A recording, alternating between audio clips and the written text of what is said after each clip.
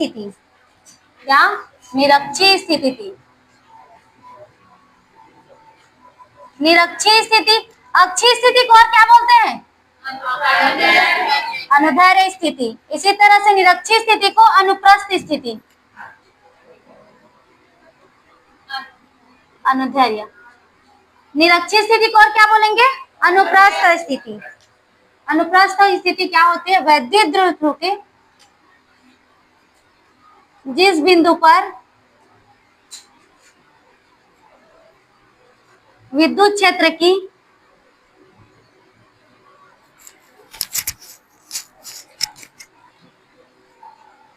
तीव्रता ज्ञात करनी,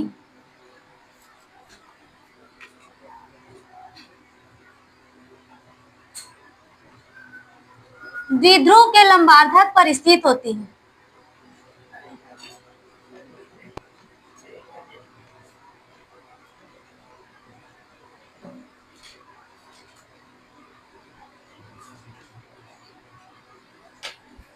अक्षीय स्थिति में क्या होती है? बढ़ाए गए अक्ष पर स्थित होती है, और ये क्या होती है? द्विध्रुव के लंबार्धक पर स्थित होती है। चलो इधर ध्यान दो,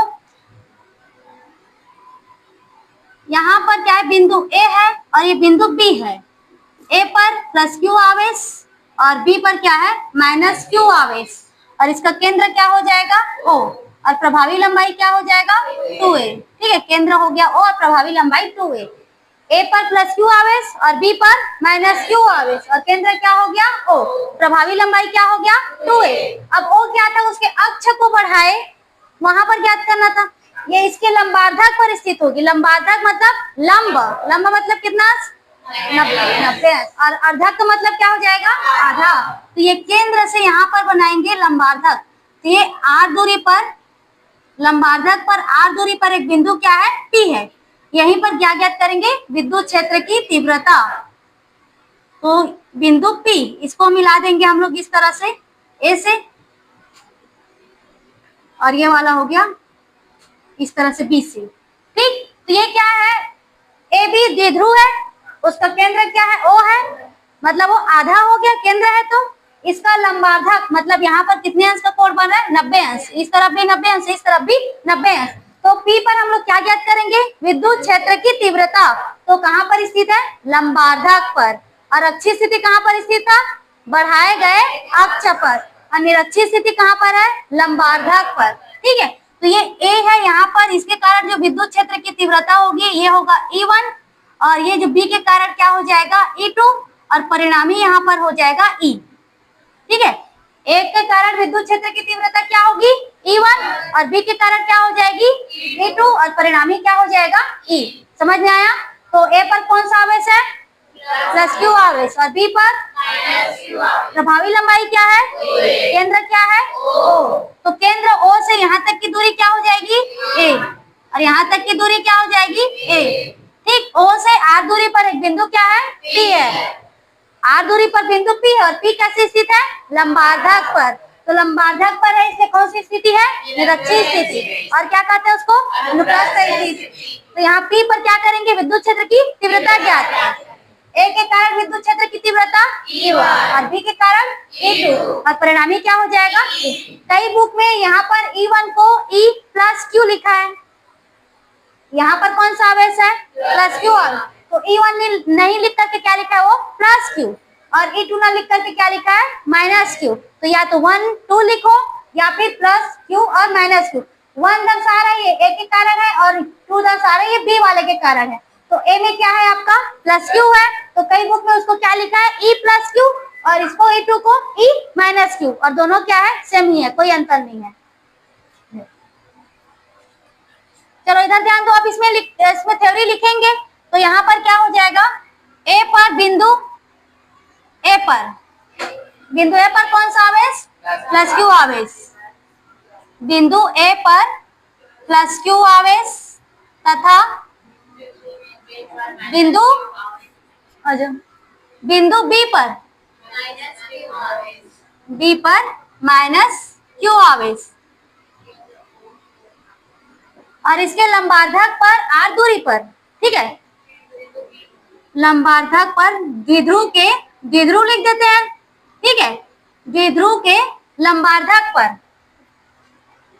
लंब का मतलब 90 अंश और अर्धक का मतलब क्या हो गया, आधा। तो लंबार्धक पर आर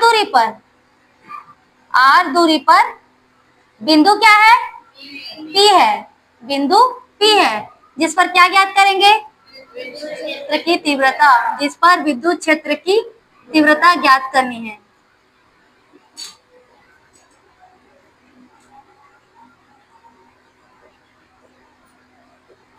ठीक, समझ में आ गया इतना। अब देखो, ए के बिंदु ए के कारण विद्युत क्षेत्र की तीव्रता, पहले क्या निकालेंगे, बिंदु ए के कारण विद्युत क्षेत्र की तीव्रता।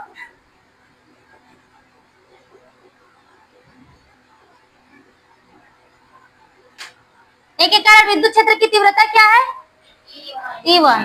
बिंदु ए के कारण विद्युत क्षेत्र की तीव्रता क्या हो गया, E1। E1 इक्वल फार्मूला क्या होता है, 1/, क्यू अपान में आर स्क्वायर होता है, 1/4πε0 क्यू अपान में आर स्क्वायर। आर क्या है, दूरी, आर क्या है, दूरी। तो ए बिंदु है, बिंदु कहां पर है, ए, और विद्युत क्षेत्र क्या ज्ञात करनी है, टी पर, तो इसकी दूरी क्या हो गई, एपी। दूरी क्या हुआ, एपी। तो यहाँ पर क्या हो जाएगा, एपी स्क्वायर। ठीक, तो E1 इक्वल में 1/4πε0 क्यू अपान में एपी स्क्वायर। ठीक, ये इक्वेशन फर्स्ट हो गया। उसके बाद बिंदु बी के कारण, बिंदु बी के कारण विद्युत क्षेत्र की तीव्रता। तो बी के कारण विद्युत क्षेत्र की तीव्रता किसे प्रदर्शित किए हैं, E2 से। E2 इक्वल क्या होगा, बोलो,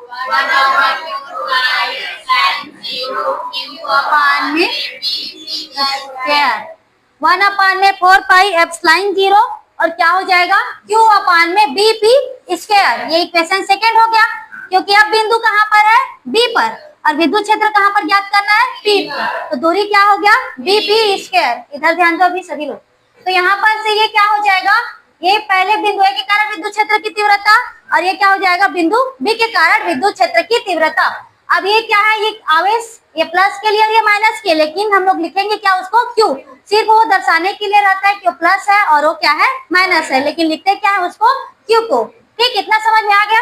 आप लोग इसको पढ़े होंगे, जैसे यहाँ पर कोई सदिश, ये इसको वियोजित करते हैं फिजिक्स में, दो घटकों में वियोजित करने पर कौन कौन सा घटक, क्षैतिज घटक और ऊर्ध्वाधर घटक। दो घटक में वियोजित होता है, एक क्षैतिज घटक और ऊर्ध्वाधर घटक। क्षैतिज घटक में क्या होता है, क्षैतिज घटक में cos थीटा और ऊर्ध्वाधर घटक में sin थीटा। क्षैतिज घटक हमेशा क्या रहता है, cos थीटा, और ऊर्ध्वाधर घटक हमेशा क्या रहता है, sin थीटा। क्षैतिज मतलब पृथ्वी के समांतर, क्षैतिज मतलब पृथ्वी के समांतर, और ऊर्ध्वाधर मतलब लंबवत, लंबवत मतलब 90 डिग्री का एंगल। अब इसको cos थीटा ही क्यों लिया और इसको sin थीटा ही क्यों लेते हैं, cos थीटा इसलिए, cos थीटा इक्वल में क्या होता है, आधार, आधार अपान में कर्ण, तो आधार। ठीक, तो ये क्या होता है, इसीलिए उसको क्षैतिज लेते हैं। sin थीटा में क्या आता है, लंब अपान में कर्ण, लंब क्या होता है, लंबवत, इसलिए उसको कौन से घटक में लेते हैं, ऊर्ध्वाधर घटक। ठीक, तो cos थीटा को क्षैतिज घटक ही क्यों लेते हैं, आधार अपान में कर्ण, तो आधार पृथ्वी के समांतर, और ये इसको लंबवत घटक में क्यों लेते हैं, लंब अपान में कर्ण। ठीक, तो दो घटक में हमेशा वियोजित होता है, cos थीटा और एक sin थीटा। cos थीटा कौन सा घटक होता है, क्षैतिज घटक, और sin थीटा कौन सा होता है, ऊर्ध्वाधर घटक। समझ में आया। अब इसी को हम लोगों को E1 और E2 को करना है दो घटकों में वियोजित। तो E1 को दो घटकों में वियोजित करने पर, दो घटकों में वियोजित करने पर, थ्योरी है ये पूरा, वियोजित करने पर पहला क्या हो जाएगा, E1 cos थीटा, कौन सा घटक है ये, क्षैतिज घटक। E1 cos थीटा कौन सा घटक हुआ, क्षैतिज घटक, और E1 sin थीटा ऊर्ध्वाधर घटक। ऊर्ध्वाधर या लंबवत करके लिख सकते हैं, तो ऊर्ध्वाधर घटक। ठीक है, ये E1 को वियोजित किए, सेम E2 को, तो E2 को दो घटकों में वियोजित करने पर, दो घटकों में वियोजित करने पर क्या क्या होगा,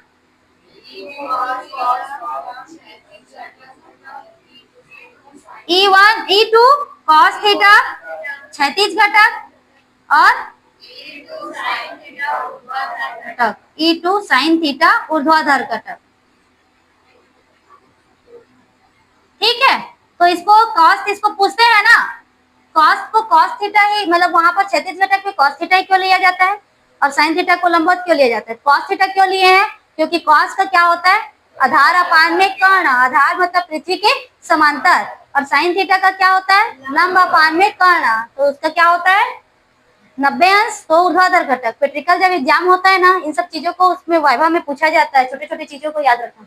अब यहाँ पर देखो E1 और E2 है। अब जैसे यहाँ पर परिणामी क्या निकाल दिया हम लोग? E को निकाल रहे हैं परिणामी। अब परिणामी E निकाल रहे हैं, तो जो E1 का है ये लंबवत घटक है, ये E1 का क्या है? E1 sin theta. ठीक है, और इधर क्या हो जाएगा? E2 sin theta. दोनों ऊपर नीचे है, तो ऊपर नीचे है, तो एक का ऊपर रहेगा, एक का नीचे रहेगा। और cos थीटा का क्या हो जाएगा? इसी में आ जाएगा E1 cos थीटा और E2 cos थीटा, ये आपस में जुड़ जाएंगे। मतलब ये परिणामी क्या है? E है। यहाँ पर को समझना आप लोग, ये E1 के कारण ऊपर जाएगा, E2 के कारण वो नीचे आएगा। लंबवत है तो E1 के कारण ऊपर हुआ और E2 के कारण नीचे हुआ, तो ये दोनों क्या है? लंबार्धक पर स्थित है, इसके परिणाम समान होंगे। ठीक है, परिणाम क्या होगा? समान होगा। तो एक ऊपर है और एक क्या है? नीचे है, तो ऊपर और नीचे, ऊपर वाला प्लस और नीचे वाला माइनस, और समान परिणाम में है, एक प्लस हुआ और एक माइनस हुआ, तो क्या आ जाएगा? ये लंबवत घटक क्या होगा? 0। ऊपर जा रहा है तो क्या है? प्लस है, और नीचे आ रहा है तो क्या है? माइनस है, और दोनों का परिणाम क्या है? समान है। तो परिणाम समान है और एक ऊपर में है तो यहाँ पर प्लस और नीचे में है तो माइनस, तो प्लस माइनस क्या हो जाएगा? 0। जैसे इसका मान +2 रहता और इसका मान -2 रहता, तो क्या होता? इक्वल में 0 आएगा ना, तो लंबवत यहाँ पर इसको लिखेंगे, लंबवत घटक एक दूसरे को निरस्त करती है। ठीक है, निरस्त क्यों कर रही है समझ में आ गया? इसके परिणाम क्या है? बराबर है, एक ऊपर हो रहा है और एक नीचे हो रहा है, तो ऊपर का क्या हो जाएगा? प्लस और नीचे का क्या होगा? माइनस। तो एक दूसरे को क्या कर रही है? निरस्त कर रही है, मतलब इसका रोल खत्म साइन थीटा का। अब बचा क्या? Cos theta. कॉस थीटा दोनों एक ही दिशा में जा रहे हैं, यहाँ पर ये एक ही दिशा में जाएगी। ठीक है, तो एक ही दिशा में जाएगी तो यहाँ पर ये दोनों क्या होगा? प्लस होगा। अब इसका इधर नहीं ना, परिणामी हो एक ही तरफ, ये ऊपर और नीचे है लेकिन परिणामी एक ही तरफ है, तो ये दोनों क्या जाएगी? एक ही दिशा में। तो एक ही दिशा में जाएगी तो आपस में क्या हो जाएगा? जुड़ जाएगा। ठीक है, तो ये लंबवत घटक एक दूसरे को क्या कर रहे हैं? निरस्त कर रहे हैं। समझ में आया? एक ऊपर जा रही है और एक नीचे आ रही है, और दोनों का परिणाम क्या है? समान है, मतलब एक प्लस है और एक माइनस है, और दोनों समान परिणाम के हैं, तो एक दूसरे को क्या करेंगे? निरस्त करेंगे, और ये वाला घटक आपस में क्या हो जाएगी? जुड़ जाएगी, क्योंकि वो एक ही दिशा में जाएगी। तो ये E1 cos थीटा और E2 cos थीटा दोनों आपस में क्या हो जाएगी? जुड़ जाएगी। समझ में आया? ये घटकों में विभाजित करने के बाद यहाँ पर लिखेंगे लंबवत घटक। लंबवत घटक एक दूसरे को क्या करेगी? निरस्त करेगी। अब वो कैसे निरस्त हुआ उसको समझना है, उसको लिखना नहीं है, सिर्फ आप लोग यहाँ पर लिखोगे लंबवत घटक एक दूसरे को निरस्त कर देती है, निरस्त कर देती है, तथा क्षैतिज घटक आपस में जुड़ जाती है। आया समझ में? क्षैतिज घटक आपस में जुड़ जाती है। ठीक है, ये दोनों का परिणाम समान है, तो परिणाम समान है तो एक प्लस होगा और एक माइनस होगा, तो निरस्त हो जाएगा वो। और ये वाला क्या हो जाएगा? दोनों एक ही दिशा में जा रहे हैं, मतलब प्लस है तो क्या हो जाएगा? वो प्लस, तो आपस में क्या हो जाएगी? वो जुड़ जाएगी। तो सिर्फ कौन सा बचा हम लोगों का? Cos theta. ठीक है, तो यहाँ पर परिणामी में हम लोगों का क्या आएगा?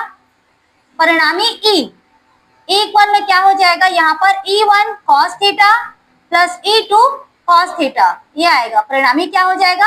E1 cos theta plus E2 cos theta, sine theta वाला निरस्त हो गया। ठीक है, अब इसमें क्या होता है? ये परिणाम में बराबर है, परिणाम में बराबर है, मतलब यहाँ पर हम लोगों का E1 इज इक्वल टू क्या हो जाएगा? E2। E1 is equal to E2, क्योंकि क्या है? समान परिणाम के विद्युत वहां पर क्या है? आवेश कार्य करिए, तो E1 इक्वल में क्या हुआ? E2। तो यहाँ E1 cos थीटा और E2 के जगह पर भी क्या रखेंगे? E1 cos theta. ठीक, यहाँ पर E1 cos थीटा और E2 के जगह पर भी क्या हो गया? E1 cos theta. तो जोड़ेंगे तो क्या आया? 2E1 cos theta. इसको लिख लेते हैं इक्वेशन थर्ड। ठीक, इतना आगे समझ में। अब देखो E1, तो यहाँ पर से हम लोग किसका मान रखेंगे? E1 का। किसका मान को रख देंगे? E1। समीकरण पहला से E1 का मान रखने पर, पहला से E1 का मान रखने पर,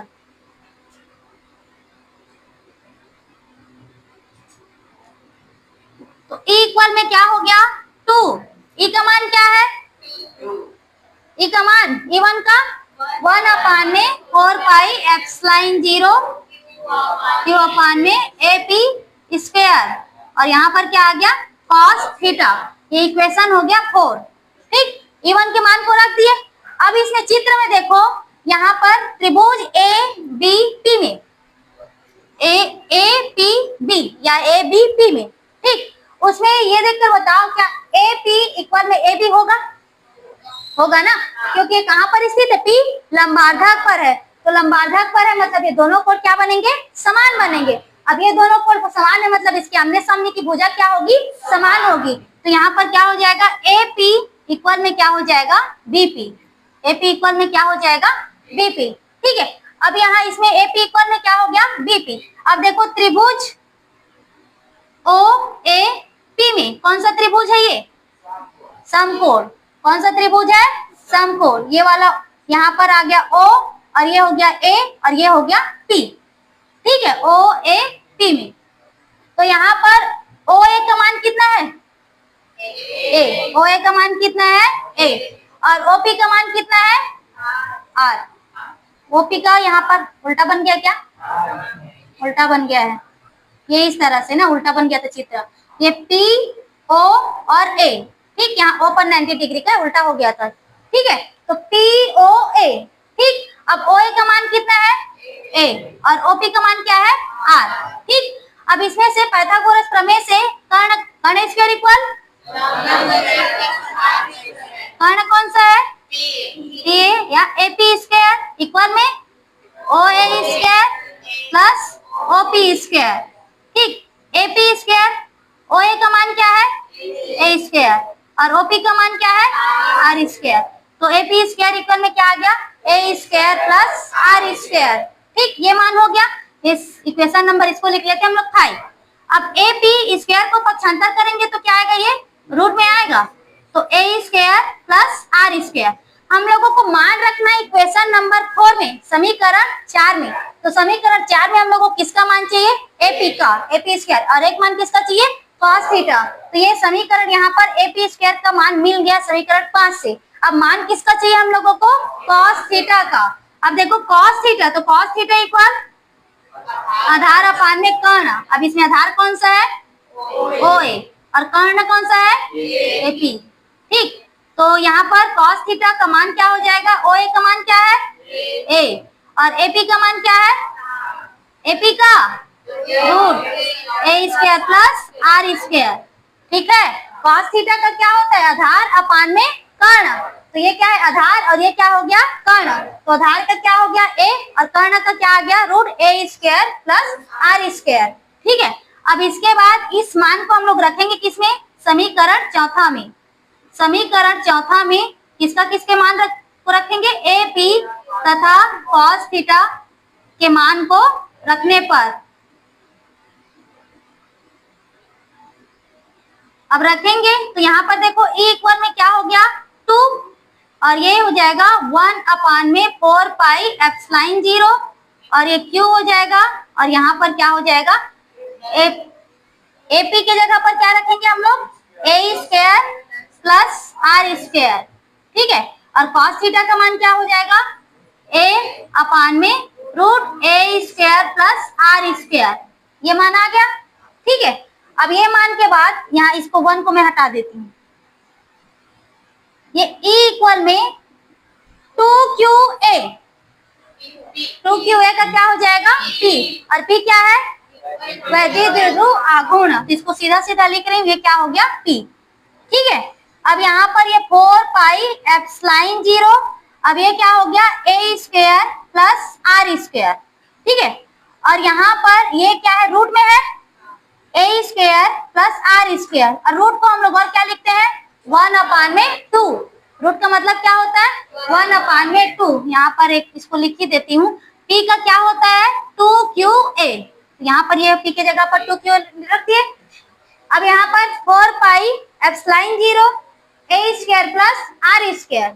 ये रूट का मतलब क्या होता है 1/2। तो रूट ना लिख करके क्या लिख दिए 1/2। अब देखो यहाँ पर E इक्वल में P/4πε0 दोनों सेम सेम है। क्या क्या है a² प्लस r²। अब दोनों सेम सेम रहता है तो इसके घात क्या होते हैं जुड़ जाते हैं। यहाँ पर घात कुछ नहीं है, पावर है मतलब क्या है वो 1 है, और यहाँ पर क्या है 1/2। ठीक है, दोनों आधार सेम सेम है तो उसके घात क्या होंगे जुड़ जाएंगे। यहाँ पर पावर कुछ नहीं है मतलब क्या है 1 है, और यहाँ पर क्या है 1/2। तो 1 प्लस 1/2 तो क्या हो जाएगा 2। ये इसका हो गया 2 और इसका तिरछा तो ये 1 और 2 और ये 3/2। ठीक, नीचे का नीचे गुणा कर देंगे तो इसके बटे में कुछ नहीं रहता मतलब क्या है 1। तो ये कितना हो गया 2 और ये क्या हो जाएगा 2 और ये 1, 2 और 1 3। तो कितना आ गया 3/2।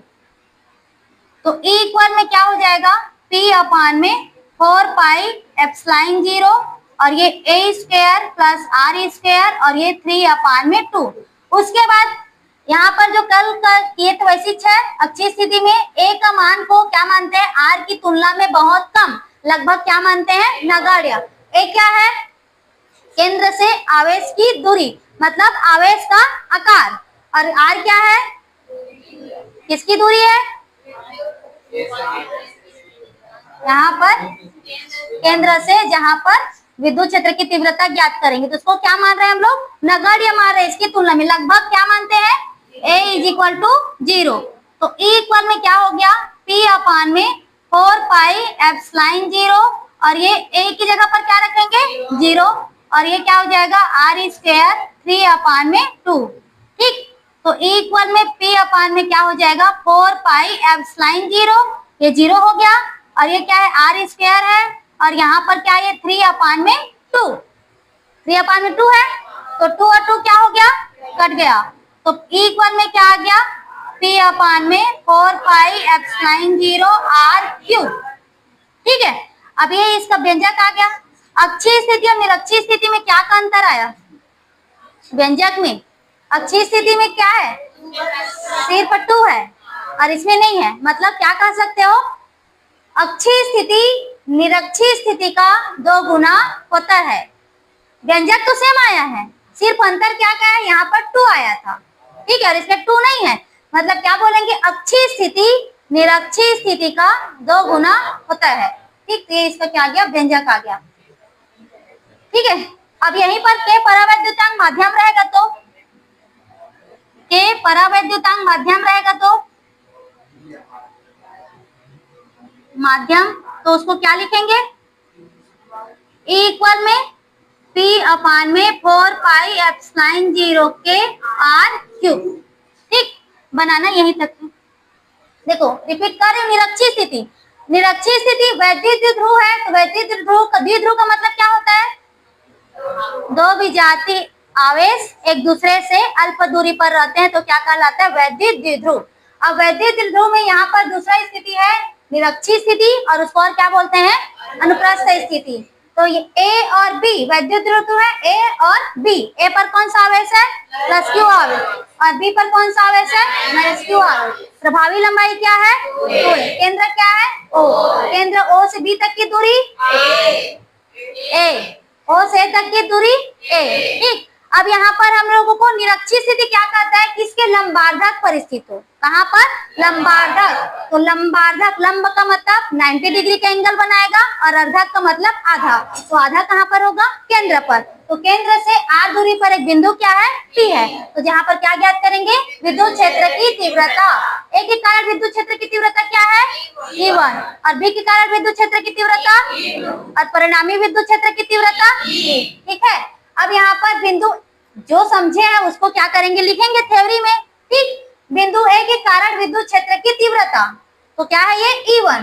फार्मूला क्या होता है 1/4πε0 q/r² होता है दूरी का। तो यहाँ पर A बिंदु ए है और कहां पर विद्युत क्षेत्र की तीव्रता ज्ञात करेंगे पी, तो दूरी क्या हो गया एपी, तो क्या आ गया ये एपी स्क्वायर। ठीक, बिंदु बी के कारण विद्युत क्षेत्र की तीव्रता तो 1/4 पाई एप्सिलॉन 0 q/में बीपी स्क्वायर, ये इक्वेशन सेकंड हो गया। अब यहाँ पर क्या करते हैं, E1 को दो घटक में विभाजित करेंगे, तो दो घटक में क्या क्या होता है, एक cos थीटा और एक sin थीटा। cos थीटा क्या होता है क्षैतिज घटक और sin थीटा क्या होता है ऊर्ध्वाधर घटक। क्षैतिज घटक मतलब cos थीटा तो आधार अपान में कर्ण, तो उसको क्या लेंगे क्षैतिज घटक, और ऊर्ध्वाधर घटक मतलब sin थीटा का लंब अपान में कर्ण, तो उसको क्या लेंगे ऊर्ध्वाधर घटक। तो E1 cos थीटा क्षैतिज घटक और E1 sin थीटा ऊर्ध्वाधर घटक। अब E2 को दो घटक में विभाजित करेंगे तो क्या हो जाएगा, E2 cos थीटा क्षैतिज घटक और E2 sin थीटा क्या हो गया ऊर्ध्वाधर घटक। लंबवत घटक में क्या होता है, एक ऊपर और एक नीचे, और परिणाम में क्या है समान है, ऊपर वाला क्या हुआ प्लस और नीचे वाला क्या हुआ माइनस, और दोनों का परिणाम समान है तो प्लस माइनस एक दूसरे क्या कर देगा निरस्त कर देगा। तो यहाँ पर लिखेंगे लंबवत घटक एक दूसरे को क्या करती है निरस्त कर देती है और क्षैतिज घटक आपस में जुड़ जाती है। ठीक, क्योंकि वो एक ही दिशा में है तो आपस में क्या हो जाएगी वो जुड़ जाएगी। तो यहाँ पर लंबवत घटक वाला निरस्त हो गया, बचा क्या इक्वल में E1 cos theta plus E2 cos theta. यहाँ पर परिणाम इसका समान है तो E1 cos थीटा और E2 के जगह पर भी क्या लिखेंगे हम लोग E1 ही लिखेंगे। ठीक है, E1 cos थीटा, दोनों सेम है तो क्या आ गया 2E1 cos थीटा। ठीक, अब यहाँ से E1 के मान को रख देंगे, तो E1 के मान को रखेंगे तो यहाँ पर क्या आ जाएगा ये 1/4 पाई एप्सिलॉन 0। ठीक, अब यहाँ पर क्या हो जाएगा, अब ये इसमें AP, अब एक तरह से ये भी हो गया AP और BP, बस का अंतर है इसमें, दोनों में अंतर किसका है AP और BP का। तो यहाँ AP इक्वल में BP भी रख सकते हैं क्योंकि बराबर है, तो ये बराबर है मतलब ये सब आपस में क्या हो जाएंगे बराबर हो जाएंगे। ठीक है, अब यहाँ पर ये क्या हो जाएगा 1/4 पाई एप्सिलॉन 0 Q और ये हो गया AP स्क्वायर और क्या आ गया cos थीटा। E1 के जगह पर मान को रख दिए। ठीक, 2 का क्या है 2 है और E1 के जगह पर यहाँ पर क्या है 1/4 पाई एप्सिलॉन 0 और Q अपान में क्या है AP स्क्वायर और cos थीटा। अब हम लोगों को मान किसका चाहिए AP का और cos थीटा का।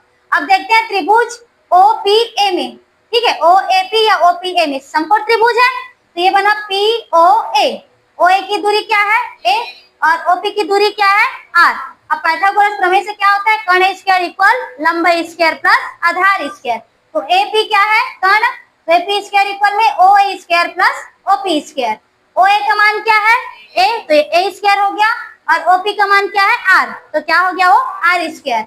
अब ये स्क्वायर को पक्षांतर करेंगे तो क्या हो गया रूट में चला गया, root A square plus R square. अब क्या निकालना है हम लोगों को cos थीटा, cos थीटा का क्या होता है आधार अपान में कर्ण, आधार क्या है OA और कर्ण क्या है OAP। ठीक है, कर्ण AP और आधार OA। OA का मान क्या है A और कर्ण का मान क्या है root A square plus R square. इसमें से हम लोग क्या करेंगे समीकरण चौथा में किसका मान रख रहे हैं AP और cos थीटा का, तो AP स्क्वायर है मान रखेंगे तो आ जाएगा ना AP और cos थीटा का मान रख रहे हैं तो ये हो गया 2 और यहाँ पर क्या आ गया Q/4 पाई एप्सिलॉन 0, यहाँ क्या है AP, तो AP स्क्वायर का मान क्या है A square plus R square और cos थीटा का मान क्या आया A/रूट A square plus R square. ठीक है, मान को रख दिए, मान रखने के बाद देखो 2QA क्या है ऊपर में 2QA और 2QA का मान क्या होता है P और P क्या है वह द्विध्रुव आघूर्ण, मान को रख दिए। अब यहाँ पर हम लोग ये क्या है रूट है, ठीक है रूट में है, रूट को हम लोग क्या लिखते हैं 1/2। ठीक 1/2, अब इसका क्या है ये भी A square plus R square है, ये भी A square plus R square, आधार समान है तो आधार समान है तो घात क्या होता है जुड़ जाता है, इसका घात क्या हो जाएगा पावर 1 और ये क्या हो गया 1/2, क्या आ जाएगा ये 3/2। उसके बाद A को बहुत लेस देन क्या हो जाएगा R, मतलब A को R की तुलना में बहुत छोटा मानते हैं, लगभग A = 0, तो यहाँ पर क्या रख दिए 0 रख दिए और ये क्या हो गया R स्क्वायर। अब ये R स्क्वायर है इंटू करेंगे तो यहाँ पर क्या हो जाएगा 2 और 2 क्या हो गया कैंसिल हो गया, बचा क्या R क्यूब, तो ये इक्वल में क्या आ गया P/4 pi epsilon 0 R cube. अगर कोई परावैद्युतांक माध्यम है तो वहां पर सिर्फ क्या करेंगे K को लिख देंगे। ठीक, तो यहाँ पर ये आ गया अच्छी स्थिति निरक्षी स्थिति का, और अच्छी स्थिति निरक्षी स्थिति में क्या संबंध है दो गुना होती है, अक्षीय स्थिति निरक्षीय स्थिति की 2 गुना होती है। ठीक है,